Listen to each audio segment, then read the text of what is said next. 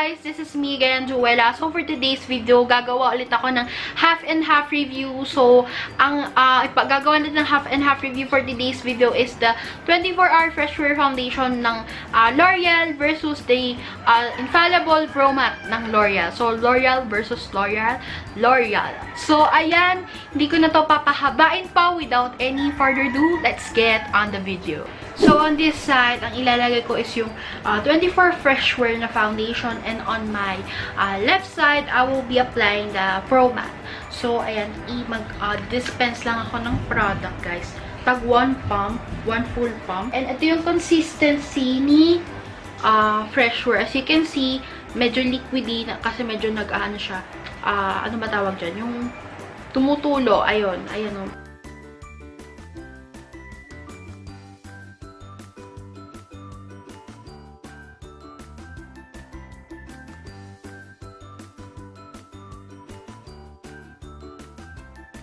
So guys, ito na yung itsura ng foundation on both sides, and ito si Fresh Wear. As you can see, it has a glare of shine and it's kind of dewy finish, yung finish niya, ayan.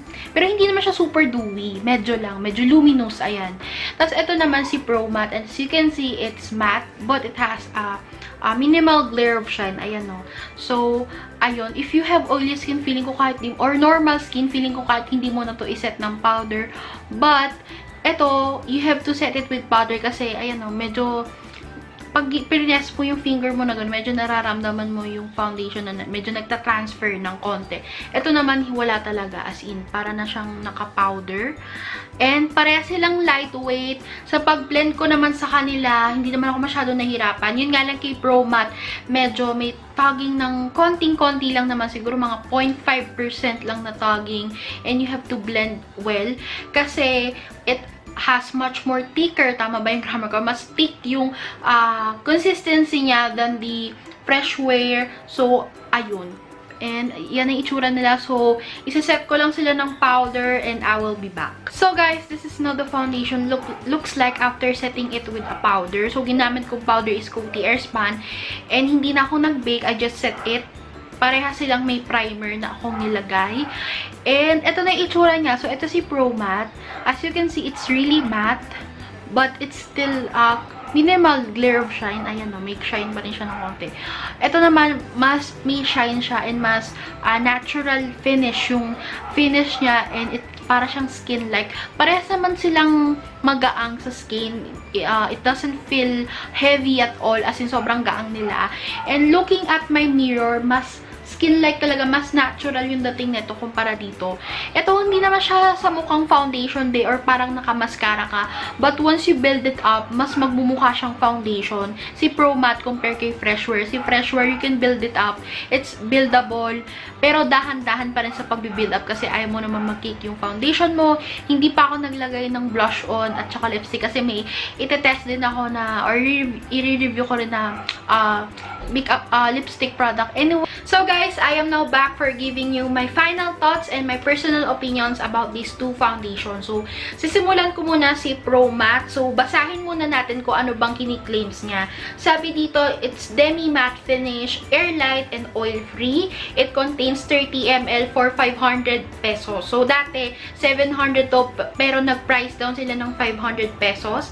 I got the shade 104 Golden Beige. And, ayun nga, finish demi-matte, wear up to 24 hours, coverage is medium. So, teka lang, sobrang liwanag natin mga C. So, ayun, yung packaging niya, it's nice, it's straightforward, mas clumsy-friendly siya, madali siyang ipasok sa makeup kit mo, hindi ka mag-worry na baka mabasag or anything. So, maganda yung packaging niya. Next is the blendability. Like what I said earlier, pag blend mo siya using a brush, mas may tagging ng 0.5% lang naman because it has a thicker formula than the Fresh Wear. So, I suggest, gamitan nyo na lang siya ng sponge para mas mabilis. Pero, all over that, once you blend it well, maganda naman siya tingnan sa skin.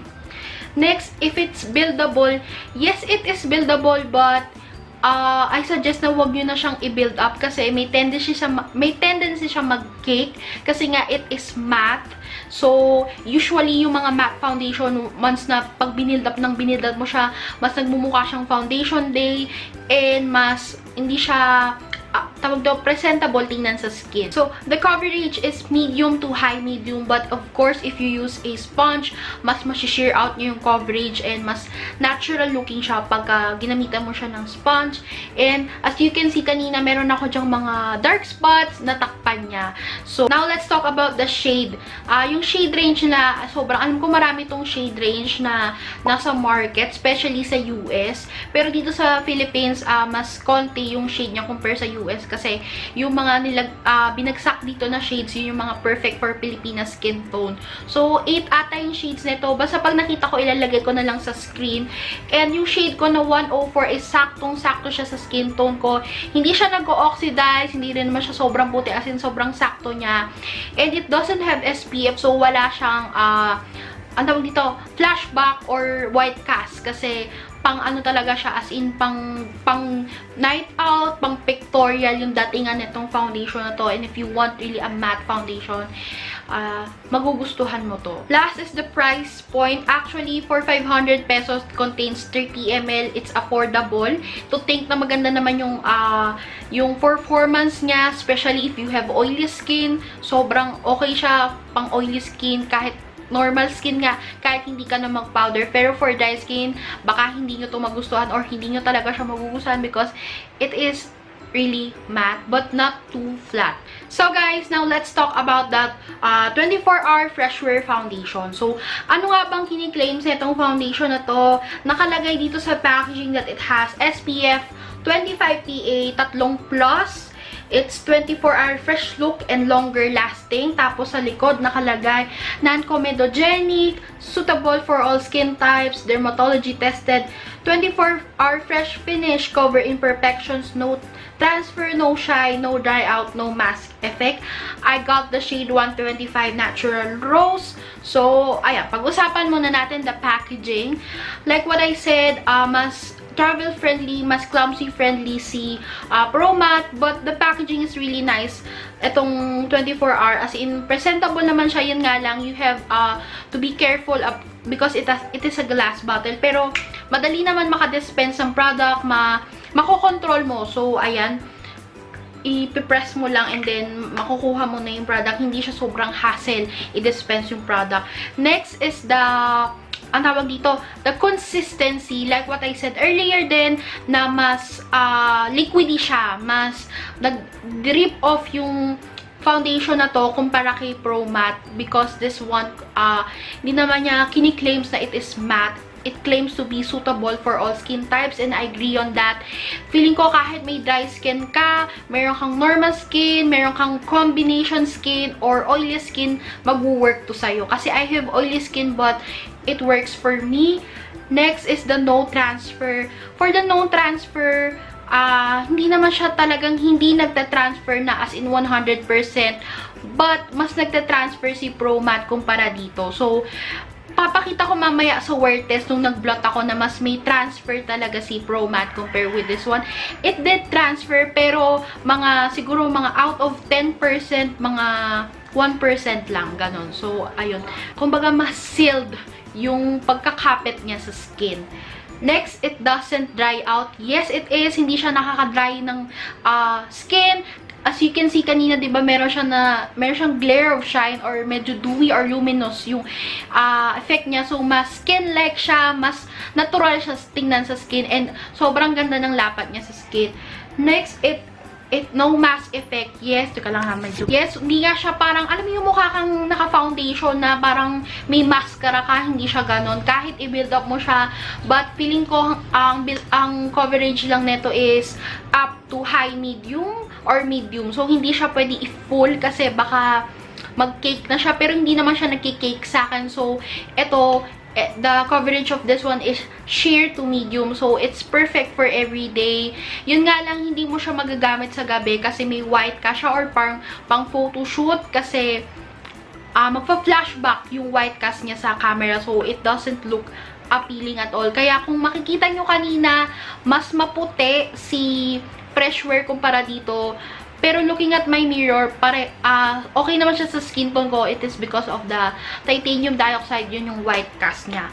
So, ayun lang. By the way guys, I forgot the blendability of this one. It's very easy to blend, especially with a brush. Mas may coverage siya guys pag may brush kaysa sa sponge. Sa sponge, na-share out niya yung coverage. But if you use a brush, medium agad yung coverage niya. So, ayan guys, by the way, lumipat ako ng pwesto, nag-move ako ng konti. Kasi binuksan ko na yung ilaw kasi medyo madilim na ngayon dahil maulan. But anyway, ayan, the price of this 24-hour Freshwear na foundation. This one retails for 650 pesos but I got it 500 pesos sa Shopee kasi sale sila on that day. But anyway, if you're going to ask me if this foundation is worth to try, yes, it is. Especially if you have combination skin type. Kasi sobrang babagay siya sa combination. Kasi dito ko ba, di ba yung mga combination, dito oily, tapos dito dry. So, hindi mo alam kung anong gagamitin mong foundation. Kung magmamattifying foundation ka ba, or magluluminous na foundation ka. Ito, okay na okay siya kasi mapapakisamahan niya yung skin type. So guys, now, if you're going to ask me kung ano po ba ang bibilihin nyo, well, ganito lang yan. So, if you have oily skin and if you really want a mattifying foundation, I would recommend to go with this one. Kung sobrang oily talaga ng skin mo, sobrang para ka ng may oil factory sa mukha mo, go with this one kasi talagang tumatagal din siya and matagal kang mag-oiled up. Well, para sa akin maganda yung oil control neto Well, if you have a combination like what I said earlier, or if you have normal skin type or dry skin, go for the 24 Freshwear kasi ito yung favorite ni Kathleen Lights if I'm not mistaken kasi oily skin, dry skin siya. So, ayan, sobrang magugustuhan mo rin to. At saka kung gusto mo ng parang skin-like lang na foundation, yung parang, girl, may in-apply ka ba na foundation sa mukha mo or wala? Go with this one kasi it does really look a natural looking on your, tama ba? On your skin. So, ayan, pero kung ako papatanungin nyo, actually, sobrang gusto ko sila parehas, as in, kasi parehas ko tong ginagamit, pero recently ko lang din kasi ito na-try. So, ito yung mga ginagamit ko on the past few days. Pero, if you would ask me which one I like, siguro mas pipiliin ko si Freshwear kasi mas okay siya for everyday, mas magaang siya. Hindi naman sa mabigat si Pro Matte, pero alam mo yun, mas effortless siya tingnan kumpara dito. Plus, I forgot to mention, kung gusto nyo talaga ng plakadong foundation, yung para talagang ganon, go with this one. Tsaka kung mag-photoshoot kayo, ayan, kasi wala tong SPF. So, definitely wala siyang white cast. Kanina ko pa sinasabi. Pero kung everyday, then this one. So, guys, this is the wear test and it's now already 1 AM and in-apply ko yung foundation around 2 something-ish, mga ganun. So, around 11 hours na siya na nasa face ko. And, inuna kong film tong wear test bago yung introduction and all of that. Pero, ayan. So, ito na itsura nung 24-hour Freshwear. As you can see, nakikita nyo ba, mga cyst? Ayan o, medyo nagsettle siya sa mga, ano man tawag doon, yung mga, hindi naman siya pores parang facial craters, parang ganon. Tapos, ganon din naman dito. Nakikita nyo ba? Ayan. Pero, ayan, walang retouch yan. Nag-blot lang ako isang beses, pero hindi pa ako nag-retouch as in. Ayan na yun. As you can see. Anong sa tingin yung mas oily? Ito? Or ito? Parang pansin ko kasi kanina tinitigan ko siya sa salamin. Parang mas medyo oily ng konting-konti ito. Siguro mga out of 10%, mas oily to ng mga around, siguro mga 0.5%. Ganun lang kasi sobrang konting-konti. Wala pa rin difference. So, ayan yung itsura nila. Half and half. By the way, this is the Pro Matte and this is the 24 Freshwear. Magbablot lang ako tapos pakita ko sa inyo. So, ayan mga cyst. Ayun yung blot ko. So, ito yung si Freshwear. And ito si Pro Matte. Parang parehas lang naman yung amount of oil nila. Pero mas madaming nag-transfer kay Pro Matte kaysa kay Freshwear. Yun yung one thing na napansin ko, diba? Mas, ayun o, mas nag-transfer yung foundation dito kumpara dito. And this is now my face looks like after blotting. As you can see, fresh pa rin, diba sila mga sis? Kahit madaling araw na fresh ka pa din. Sino ka naman dyan? Ayan yung itsura nyo. So, hindi mo na kailangan mag-powder pa kung ayaw mo. Para, alam mo yun, para mas natural looking. Ayan, kahit di ka na mag-powder. Pero, ayan, nag-blot ako. So, walang powder yan and chenilene. Yan na yun. As in, yan yung, kung ano yung in-apply ko kaninang tanghali hanggang madaling araw, ayan na yun. So, ayun na. Pero may natira pa rin siyang glare of shine, as you can see. Pero, it's a natural glow. So, mas natural na siyang looking. So, ayun lang for the wear test of this review. Don't know what to do without you. Yeah.